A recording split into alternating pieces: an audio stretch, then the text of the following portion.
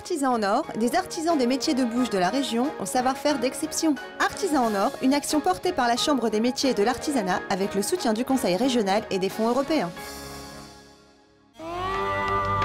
Bonjour, ravi de vous retrouver et on continue notre petite balade à la recherche des bons artisans de notre région. Aujourd'hui, on va à la rencontre d'un artisan en or, un boucher charcutier, la charcuterie Le Bec à Équin-Plage. Suivez-moi dans le laboratoire, on va aller voir un petit peu comment il travaille.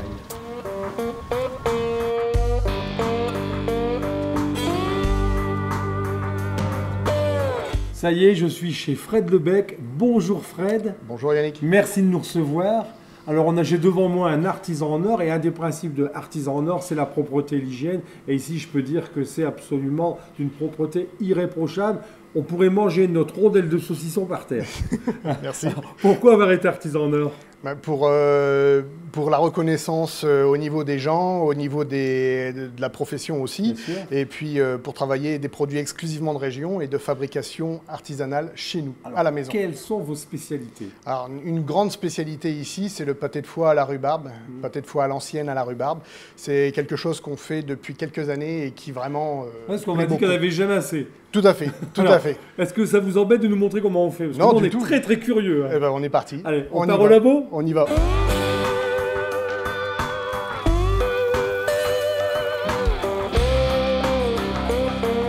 Voilà, bonjour Bernard, vous êtes le papa de Fred.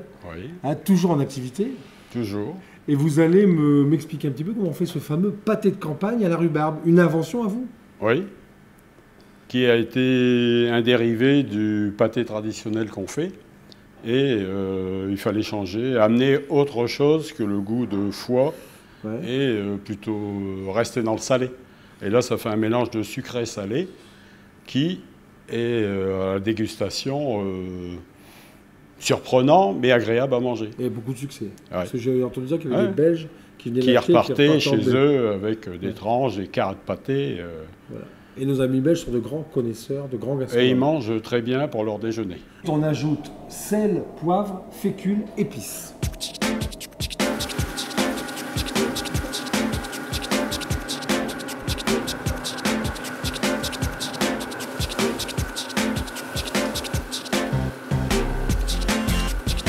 Échalote cuite au vin blanc.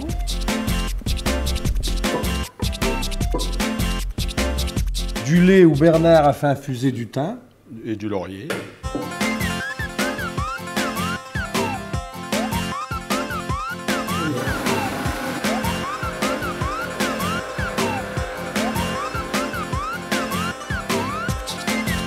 Maintenant mes blancs d'œufs.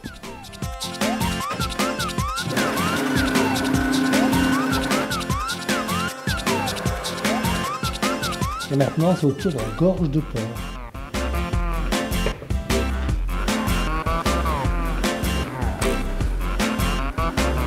Il n'y a pas de bon pâté sans ras de porc.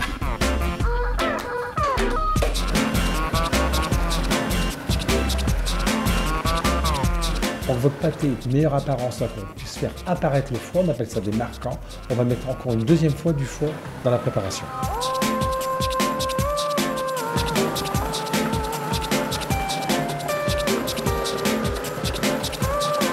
Alors, notre pâté de foie, on va en faire une petite partie à la rhubarbe. Allez Bernard! La rhubarbe qu'on ajoute au pâté est cuite au beurre, poêlée au beurre, et on rajoute un peu de sel et de sucre. Bon, maintenant on va les mouler nos pâtés.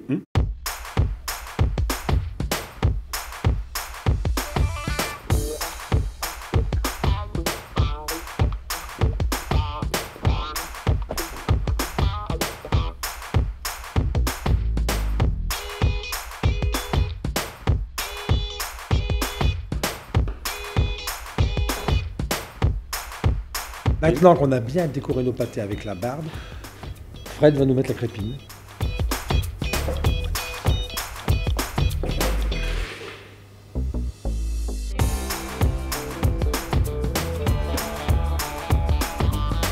Ça évite de le monter trop en température pour le faire dorer. Direction le four, température 85 degrés pendant 3 heures.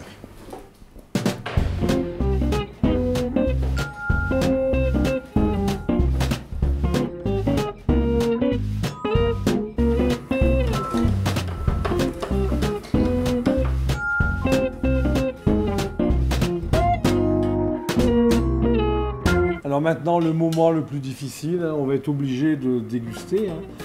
Je peux dire que c'est un petit peu mon pâté parce que j'ai participé. Ah bah oui. Hein.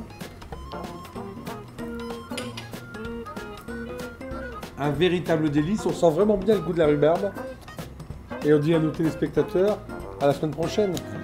À la semaine prochaine.